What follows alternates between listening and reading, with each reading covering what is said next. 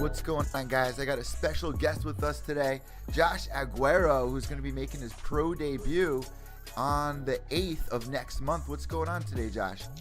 Hey, what's going on, man? How you doing? And man, did I say your last name right? Yes, Aguero.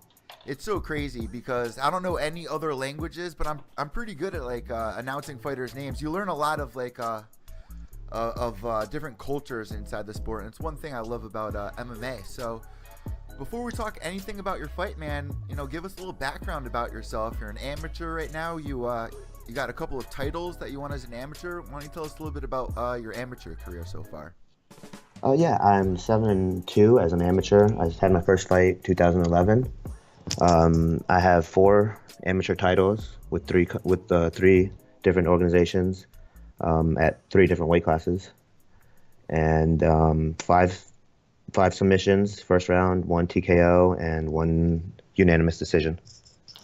So you've been jumping around with the weight class. Where do you think you're going to settle as a pro? Well, my real weight class is 125, but it's pretty hard to find somebody to fight me at that weight class. So I've had to take it at 135 for this one. Yeah, your last fight you fought at Bantamweight, you were saying. So you're saying that you're going to make a Bantamweight debut as well? No, I've already I fought at 125 before, but this at 135 I've had are where most of my fights have been at. All right, and what do you do on the side, man? Because I know it's really hard as an amateur. There's so much that you got to do between selling tickets and hyping yourself up, and also paying the bills, keeping the girl happy. I mean, what else do you do outside of the gym? Outside of the gym and outside of working, it's not, I like hanging out with friends, my girl, and everything. I actually really like cooking. I don't know why, but I kind of have like a little passion for cooking. That's got to be tough. Yeah, I was about to say, yeah, it's not the best when you're cutting weight, but afterwards you can make some really good stuff and enjoy it. Do any of your gym partners ask you to make them after fight food or anything crazy? No. For the most part, I kind of keep that on the lowdown, so I don't get asked to cook too many things. And before we even go any further, why don't you tell our listeners, where you're from, and what gym you're at? I'm from Annandale, Virginia, and I train out of I kind of train out of everywhere, but my base gyms are Pedro Sauer Gracie Jiu-Jitsu in Herndon, Virginia. And then I also train at Kaizen MMA in Fairfax and in Falls Church. And I also have my own gym, Aguero Jiu-Jitsu in Springfield, Virginia. So we got a lot of amateurs that listen in, and it sounds like you cross train a lot. I mean, how do you go about, telling your gym that you basically train at that you want to go to cross train? Because some people do get a little angry, and it matters like the situation. How do you approach it? Oh no, honestly, everyone that I train under kind of wants you to go out and train with everyone because, like my jiu-jitsu instructor, Professor Pedro Sauer, 8th degree under Elio and Hickson Gracie. He's always encouraged us to go out, train, go to different schools because that's how you get better. If you just stay in your own little environment, you're a king of your little gym, but other than that, you don't really learn as much as you can. And also with Kaizen, same thing. I mean, one of the reasons I started at Kaizen was the first day I went there was they have these open MMA mats where everyone in the DMV just comes and trains, and there's no egos. Everyone's just trying to work to make each other better. And so I started training there. And again, they're just go train as much as with as many people as you can, because that's how you get the best as quickly. So where did you get this inspiration to make this your life? Honestly, I don't really know. I mean, I started wrestling in high school and a little bit in college, and then I quit wrestling, and I still wanted to compete. So then I got into jiu-jitsu, and then I always wanted to do maybe one fight just to okay, this jiu-jitsu it actually works. And then I had my first fight. I got together with Aaron Riley, who put me into MMA. I trained for almost a year before my first fight, and then I went into my first fight, got a 48-second submission in the first round, and yeah, I was hooked. So training with at a Gracie gym, man, what is that like for everyone out there that has no idea, what it's like inside those gyms? It's awesome. I feel like a lot of Gracie gyms, like the owner, like the Gracie doesn't actually teach as much, but we're actually really lucky. Pedro Sauer, he teaches at least 2 times a week, sometimes more. And every time he teaches, he'll show, even just like he'll just show like a basic armbar, but just the details that he shows, it's just like it blows your mind. Like he'll just show me like basic elbow escape, and it's just like, okay, there's 5 huge details that I just saw, and it's awesome. It's very eye opening. So do you see any similarities between your adventure and journey into cooking and also what you learn inside the gym and fighting? Whether it's patience and or anything. I mean, what are the similarities that you've noticed?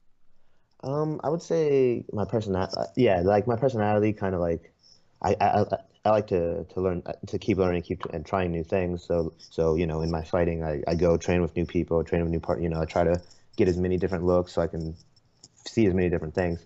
And when I'm cooking, I try to find different recipes, different things, different challenges, and just different. I just like trying different things. So do you got any kids running around? Any little Josh Juniors or anything? No, no, no. Just my pit bull, Fiji. Oh, really? Yeah. So, I but you adopt. do have a girlfriend, right? No, right now I do not have a girlfriend. Oh, all right, all right. So, do you bring the dog everywhere with you? Because I know I got a huge attachment to my pets. Yeah, I mean I try to. The bad thing is she has like some of the worst allergies known to dog kind. Really? Yeah, she just like if I don't like she has to be on. I have her on this. I finally got her on this Apoquel, but she has to be on it. Normally a dog has to just take it when they start breaking out, but she has to be on it twice a day. Wait, what do you Uh, mean? She actually like breaks out in hives? yeah, like Wow, if I don't take care of her, she'll lose all her fur and she'll just go wow. bald and she'll go bald. I adopted her like 3 4 years ago, 3 years ago I guess. Um, and they didn't tell me anything about that. And then when I took it to the vet, I found that out. But luckily, I've been able to keep her to keep it in check with the Apoquel. So if anyone needs help with dog allergies, Apoquel is the way to go. Well, I know that like a lot of fighters, they like bringing their dogs to the gym. I know like Rose Namajunas goes on jogs with her dogs Oh, and right. stuff like that. So it's one of the best pets. I've always been a dog person. I like cats; they're not bad, but dogs is where it's at, right? Oh yeah, yeah, yeah. I'm definitely a dog person also. But no, I can't really bring her to my gym or anything because then she'll like she always wants to be next to me. So and she won't like if I'm like grappling with somebody, she'll just be like crying, and so it wouldn't work bringing her to the gym. So let's talk a little bit about your upcoming fight, man. I mean, the last time you fought, there's been a little bit of time in between. So what have you been kind of working on here? Getting ready for this fight. Well, yeah. So my last fight was in July, and then I kind of had like a nagging injury from a couple years ago, or that's been that I was dealing with for a couple years, and I finally took the time off, did the PT, and finally got it healed up. Um, and now, since basically December, I've been training, I've been putting in work and trying to get ready for this pro debut. Um, it's I've got a great opponent. He's 7-0, 5-0 amateur, 2-0 pro. He has all his wins are by stoppage. I think he has 5 submissions, 2 TKOs. So he's a great opponent. I think he's ranked sixth in North Carolina. He's a wrestler, grappler. So I think it's going to be a great. It's definitely going to be a great showing. Yeah, I know that they got you ranked pretty high on Tapology as well for your area over there in Virginia. And Um, that's not even in my actual weight class. I love Tapology, man. I love how they keep track of all that. It's cool to see that. So, what did your coaches do for this fight? Did you like do a lot of research on your opponent, or did they really kind of take care of that? No, we both did research. We both watched videos. Like my boxing coach or my striking coach watched videos, saw things that he did, and we've been working kind of combinations off things that we think he might do, and also working things that to make him react to me. And then grappling, he likes to play top. He likes to be on top, play heavy. So I've been, just been training with training partners being on top of me, trying to get up, trying to hold me while I'm getting up or while I'm submitting them. So yeah, I've just been training to make sure that I'm ready for wherever this fight goes. Do you see this fight playing out any certain way? Do you see it playing out? I mean, in my head, I see it more him trying to go for the takedown and me trying to keep it standing. But, at any point, if I want to take it to the ground, I feel like I could try to take it to the ground also. But he's going to be bigger than me, so I'll probably work for the takedowns later in the fight, try to wear him out in the beginning. So let's fast forward a little bit. Say, for instance, you get this win. What does that do for you? What does a win over Quigg do for you? I mean, like I said, he's a great opponent, undefeated, all by stoppage. So, I mean, a win over him, especially my pro debut, would be pretty big. I would, I'm not fighting someone making their debut or anything. I'm fighting someone that's already been there. He's 2-0 at pro with 2 stoppages. So it would definitely mean a lot to get the win. And this is going to be for Strikeoff 9. Anyone that wants to get tickets, I'm pretty sure the website is strikeoff.com. It's going to be at the Manassas Community Center. I hope I'm saying that right here. Manassas. See, I almost got that. So have you ever fought there before? No, I've never fought there. I've had some friends fight there, but I've never fought there yet. All right, so how far away is it from where you actually live? Oh, probably 20 minutes, maybe less. Oh, all right, so it's pretty close. So you'll actually be able to sleep at home and be able to get that focus. So who are you going to bring in your corner? That's another good question I got to ask you.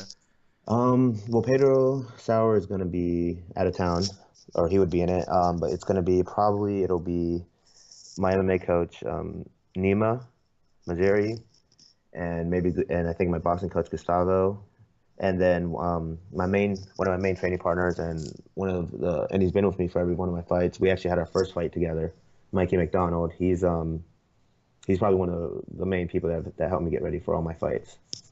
So outside of this fight, man, I got to ask you another thing. Are you big on going to movies? Are you big at going out to concerts or anything like that? Yeah. When I'm not training, I'm more so big on going to go watch movies or go hang out with friends. Go have a few drinks somewhere. What was the last movie that you saw? Did you see the new movie that everybody's raving about, the X-Men movie? No, I haven't seen the new movie.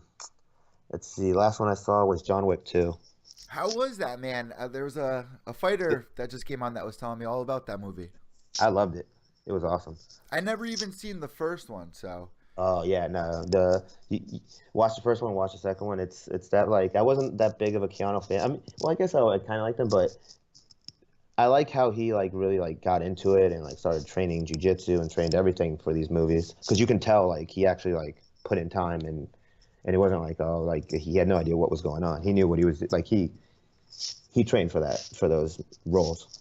On that note, man, what's your favorite fight movie? Wow. Oh, favorite fight movie. So many. Yeah. It used to be Bloodsport, but then I heard that was all Duke and all that was all bullshit. But I would probably still have to say Bloodsport, or I mean, the Rocky movies were all great also. The new one was really good. The new one, the Creed, right? Creed. Oh my God, that one was actually really good. People were telling me that's pretty realistic in the sense of it. But another good one was $1 Million Baby. I don't know if you ever saw that. That was a good. No, I never saw that one. Never that. With Clint Eastwood. And then I just interviewed the girl that was in the Fight Valley movie with Misha Tate, Holly Holm, Cyborg. So that movie was pretty good for a B movie, but it's cool to see fighters in our generation and whatnot. But what I like to do. Well, the best one actually, my favorite is Warrior. Warrior? What's that one about? That one's with the guy that played Bane in Batman. Hell yeah, the British guy. That guy. It's a really good. It's about, I think they're two brothers, but they kind of went their separate ways when they were kids, and one of them's in the military or something, and the other one's a teacher, and then they end up doing an MMA tournament, and they end up meeting in the finals. That's badass. It's actually, I would watch it. Warrior. Is it Netflix or no? I'm not sure if it's on Netflix or not, but it's, I would honestly, if you haven't seen it, you have to watch that. That's hands down favorite movie. That's like the next thing that UFC Fight Pass needs to do. They need to sign on like a Netflix kind of thing with all different fight movies, like actual movies, like old school good movies. Oh yeah, definitely. Or a channel that does that. So what I like to do at this point in the interview, man, is I hand the imaginary microphone over to you. If you got any shout outs, any sponsors, and lastly, just tell everybody what we're going to be seeing when we, if we're going to be going to that show to check you out. All right, thank you. Just want to give a shout out to my sponsors. Pedro Sauer Gracie Jiu-Jitsu, Kaizen MMA, For All the Group. That's the company that I'm working at. Give a shout out to all my fans. Thank you for everyone that comes to support me, my family.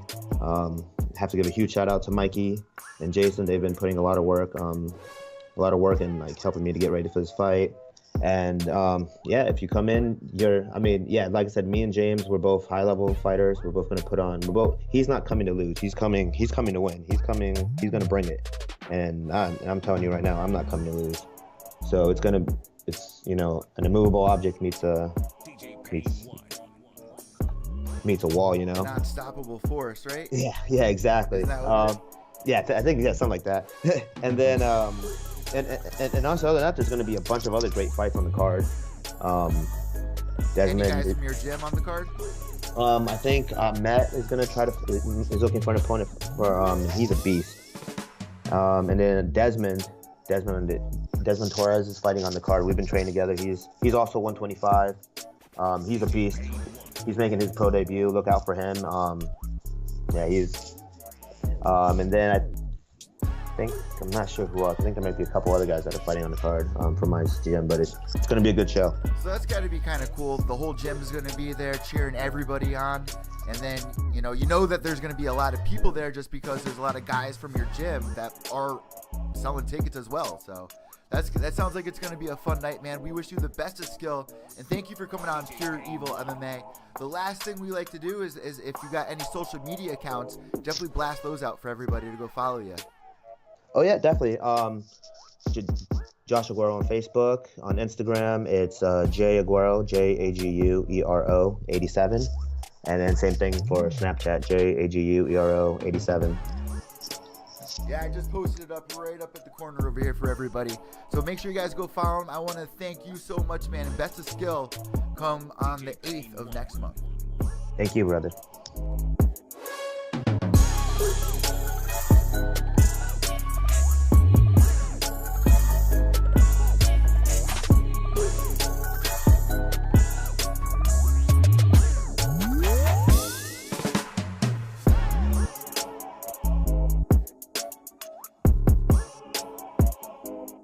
DJ Payne 1.